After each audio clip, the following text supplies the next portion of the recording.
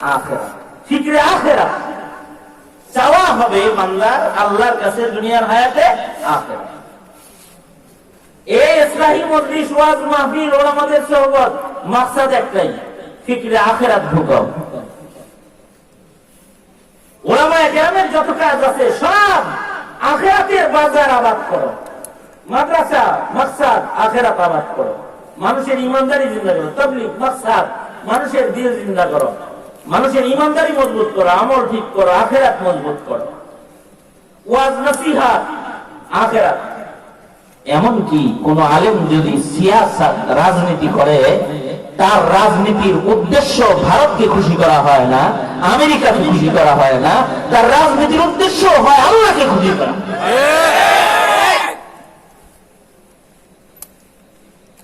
কারণ আল্লাহকে খুশি করার জন্যই জমিনের মানুষদেরকে দ্বীন শিখানোর জন্য, জমিনের মানুষের দ্বীনি তাহজিব তামাদ্দুন রক্ষা করার জন্য ক্ষমতারও দরকার। ক্ষমতা যখন হিন্দুত্ববাদীদের কাছে নিয়ে গিয়েছিলেন, তখন দেশটা হিন্দু বানায় ফেলেছে, গোমাতা চিনাইছে, রসুল চিনানো বাদ দিয়ে দিছে, নাস্তিকের বাজার হয়েছে শাহবাগ। আবার ক্ষমতা দিয়ে দিবেন খ্রিস্টানদের কাছে, আমেরিকার কাছে দিয়ে দিবেন, দেখবেন দেশটা খ্রিস্টানদের বাজার বানাইছে। মুসলমানের বাজার বানানোর জন্য মুসলমানের আইন, মুসলমানের শিক্ষা, মুসলমানের তাহজিব তামাদ্দুন হিফাজতের জন্য মুসলমানের হুকুমত, ইসলামের হুকুমত কায়েম করার বিকল্প কোন রাস্তা খোলা নেই। নির্বাচন সামনে আইতেছে, আমার এক দোস্ত বলে, ওয়াজ করো খুব ভালো, মানুষ কান্দে, তোমার দেহে তোমার ভালোবাসে, আই লাভ ইউ কয়, বিল্লাহ কয়, খামাখানি ইলেকশনে দাঁড়ায়, ভোট তো কি ভোটের সুসাও পাইতা না, দাঁড়ায় না।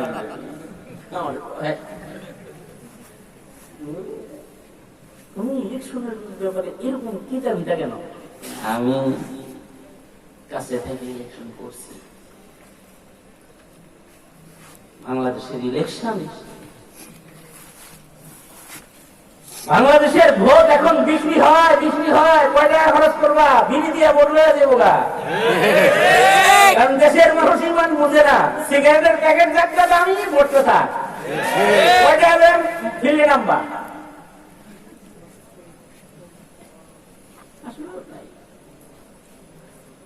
এ কারণে আমরা বলি কি, মানুষের ইমান, ইমান কি, ইমানদারি কি, মুমিনের দায়িত্ব কি, কর্তব্য কি, এগুলো মানুষের হৃদয়ে ঢুকানোর চেষ্টা করা। এগুলো লাগে, কারণ এইটা যদি ভেতরে আসে তখন তার ভোট বিক্রি হবে না। এমনকি ও জীবন দেওয়া হলেও, রক্ত দেওয়া হলেও ইসলাম রক্ষা করার চেষ্টা করতে থাকবে। একটা কাফেলা দরকার।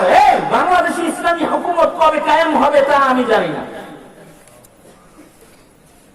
অথবা এই দেশের রাষ্ট্র কখন ইসলামকে, ইসলামের উপরে রাষ্ট্র পরিচালিত কবে হবে তা আমার জানা নাই। তবে আমি এটা বিশ্বাস করি, ইসলাম কবে কায়েম হবে তা জানা নাই। তবে আমি এটা বিশ্বাস করি, জমিনে যদি ইসলামী সিয়াসত, ইসলামী তাহজিব তামাদ্দুন, সার্বিক দ্বীন হিফাজত করার জন্য যদি জান বা রক্ত দেওয়ার একটা কাফেলা তৈরি থাকে, তাহলে রক্তের বন্যা হয়ে গেল, ইসলাম দেশ থেকে যাবে না। এটা আমি বিশ্বাস করি। এ কারণে সংসদের চেয়ার দখল করতে পারো আর নাই পারো, একদল কর্মী তৈরি হয়ে যাও, তোমাদের সংসদে যাওয়ার দরকার নাই, তোমরা হামজালা হবে, তোমরা হামজা হবে, তোমাদের রক্তের উপরে ইসলামের পটবৃক্ষ দাঁড়াবে, তোমাদের রক্তের উপরে।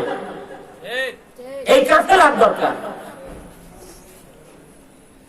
এটা যদি না হয়, তবে দেশ মুসলমানের ওলি বুজুর্গের দেশ, কিন্তু দ্বীন হারিয়ে যাবে। মসজিদ মাদ্রাসাগুলো বাকি থাকবে, কিন্তু মুসলমানিত্ব দাফন হয়ে যাবে। সুতরাং ওই কাফেলা গঠনের মিছিলে যোগদান করার আহ্বান জানাই। তৈরি আছেন তো ইনশাআল্লাহ?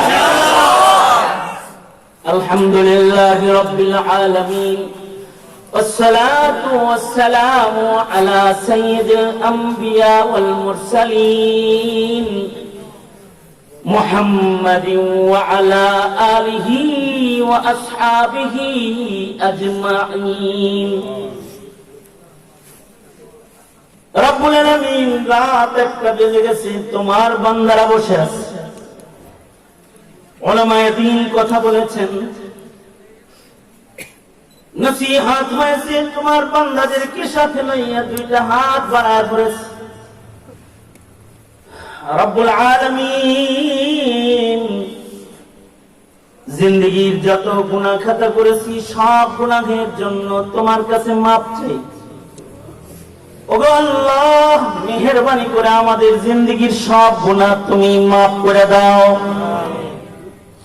জেনে না জেনে, অন্ধকারে আলোয় গোপনে প্রকাশ্যে যত পাপাচার করেছি ক্ষমা করে দাও। বেপানাহকে পানাহ দাও, বেরুজিকে রুজি দাও। অশান্তি দূর করে শান্তির ফয়সালা করে দাও আল্লাহ। রব্বুল আলামিন এই মাদ্রাসার প্রতিষ্ঠাতা, এই মাদ্রাসার আকাবির উলামা যারা কবরে চলে গেছে তাদের মাফ করে দাও। রব্বুল আলামিন যারা মাদ্রাসায় খিদমত করছেন মুরব্বিদের নেক হায়াত দাও। ইয়া আল্লাহ, এলাকার সকল উলামায়ে দ্বীনকে কবুল মঞ্জুর করে নাও। উলামায়ে দ্বীনদের কিয়াদত প্রতিষ্ঠা করে দাও। জমিনে দ্বীন হিফাজতের জন্য উলামায়ে দ্বীনদের কিয়াদতকে তুমি প্রতিষ্ঠা করে দাও আল্লাহ। রব্বুল আলামিন অত্র এলাকায় সুন্নতের হাওয়া চালু করে দাও। মাদ্রাসার খেদমতের তোফাইলে এলাকার বরকত বাড়ায়া দাও। বুড়াদের আবু বকর বানায়া দাও, যুবকদের খালিদ বিন ওয়ালিদ বানায়া দাও। পর্দার আড়ালের মা বোনদের হযরত ফাতেমা খাদিজাতুল কুবরা বানায়া দাও।